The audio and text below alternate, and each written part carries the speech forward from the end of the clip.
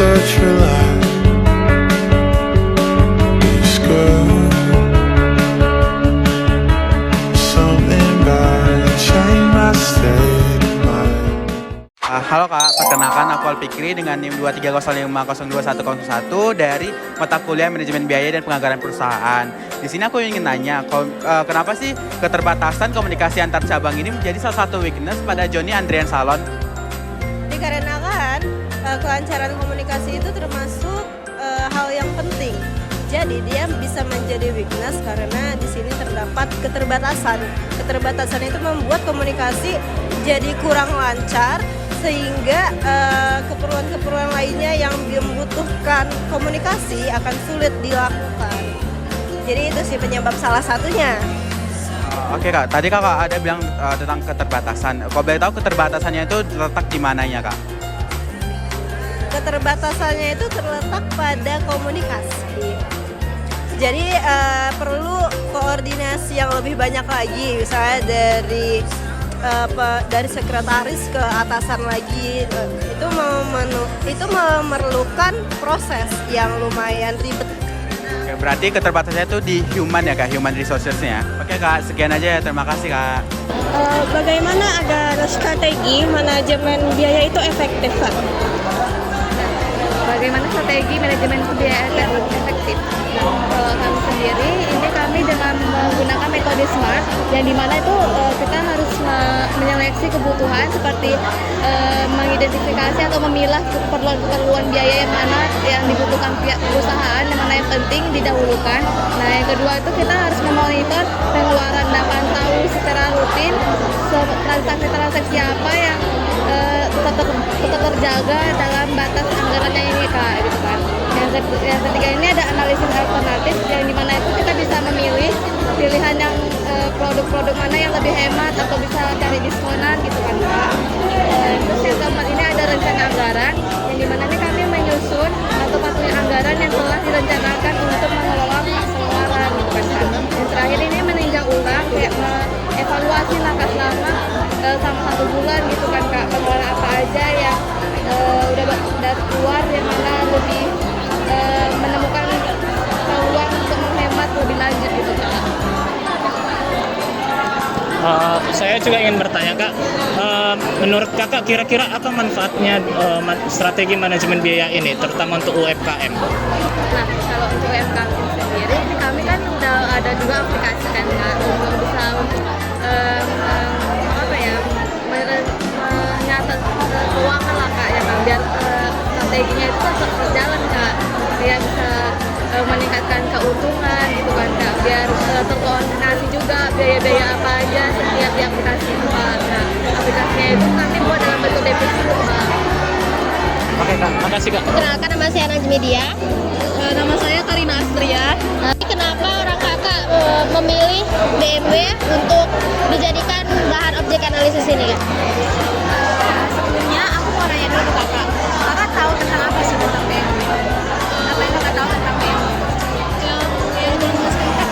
Yang kita tahu sih BMW ini salah satu produk fancy yang luxurious, mobil yang terbilang untuk golongan menengah ke atas lah ya Kak. Terus ya fitur-fiturnya juga lebih unggul daripada mobil-mobil yang lainnya. Itu aja sih Kak. Benar yang kakak bilang, jadi BMW ini tuh kan diproduksi itu oleh negara Jerman ya. Nah jadi alasan kami memilih BMW itu karena seperti yang dilihat itu BMW adalah mobil dengan merek yang kualitasnya tinggi, mewah gitu kan. Dan itu biasanya dari golongan menengah ke atas. Nah alasannya itu karena BMW itu memiliki fitur-fitur yang juga bagus di dalam masyarakat, yang canggih. Dan BMW itu juga sendiri setiap tahun itu upgrade-nya itu inovasi teknologinya dibandingkan dengan mobil-mobil lain seperti kayak Mercy. Kalau misalnya Mercy dia itu setiap tahun itu upgrade-nya itu hanya modelnya, seperti kan kalau misalnya Mercy kan klasik, jadi kayak modelnya itu di-upgrade setiap tahun. Sedangkan kalau misalnya BMW sendiri itu lebih ke inovasi teknologinya. Kalau aku mau boleh nanya lagi nih, strategi utama apa sih yang dilakuin BMW ini biar lebih tetap menjadi pasar yang dominan di antara mobil-mobil lainnya Kak? Kualitasnya yang lebih canggih, terus fitur-fiturnya lebih kayak apa sih namanya, yang ramah lingkungan gitu, teknologi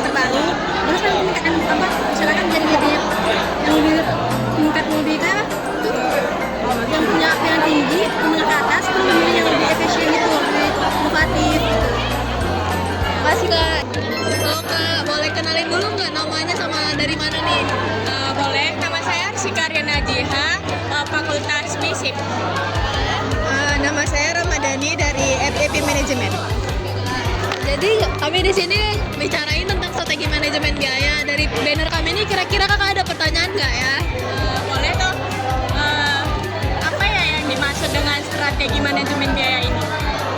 Nah, strategi manajemen biaya ini adalah pendekatan sistematis yang dilakukan oleh perusahaan untuk mengendalikan, mengurangi, dan mengoptimalkan biaya operasional serta sumber daya yang digunakan nih kak dalam aktivitas bisnis. Terus di strategi manajemen biaya ini ada juga nih tujuannya. Yang pertama itu ada mengoptimalkan penggunaan sumber daya, mengurangi pemborosan, meningkatkan profitabilitas dan daya saing, serta mendukung pengambilan keputusan. Itu aja sih kak.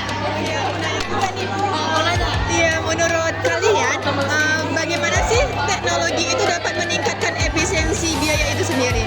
Nah, jadi kalau menurut kami nih kak, kan di sini kami udah melakukan analisis SWOT dan juga resultnya ya. Jadi conclusionnya itu kami ada bilang tentang adopsi teknologi. Jadi tujuan dari teknologi ini tuh untuk meminimalisir biaya tenaga kerja dan untuk minimalisir juga human error. Jadi teknologi ini kan juga jadi peluang ya untuk perusahaan bisa memberikan inovasi yang lebih luas lagi. Jadi di sini juga ada di opportunity-nya itu perkembangan teknologi. Jadi bisa dilakukan dengan otomatisasi dan digitalisasi. Jadi yang dapat dimanfaatkan itu untuk untuk manajemen biayanya juga bisa lebih efisien gitu Kak menurut kami. Gimana jawaban dari kami apa kalian? Oke, makasih Kak. Perkenalkan, nama aku Dini Revalina Siti Halimah dengan NIM 230502048. Aku dari Prodi Manajemen. Aku mau bertanya nih Kak, apa sih rekomendasi yang diberikan untuk mengatasi kelemahan dalam manajemen biaya ini? Perkenalkan, nama saya Nurul Hasijah Sutanto. Izin menjawab ya Kak.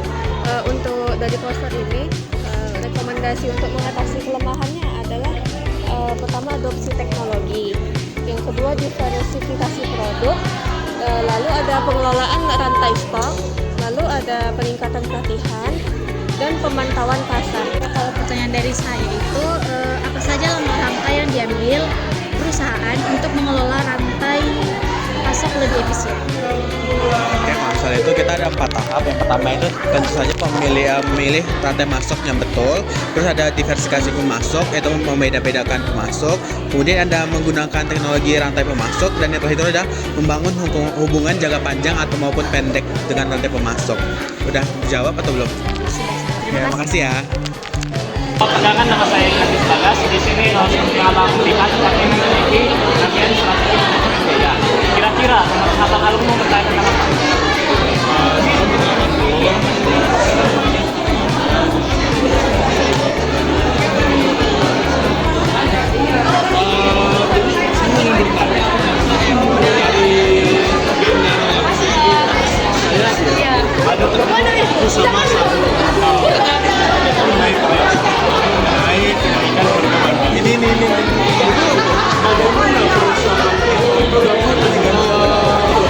mengatasi hal tersebut, bagaimana cara perusahaan itu meminimalisir biaya pengeluaran. Kalau dari hasil analisis kami, yaitu bagian ancaman atau threat, yang ada bantah.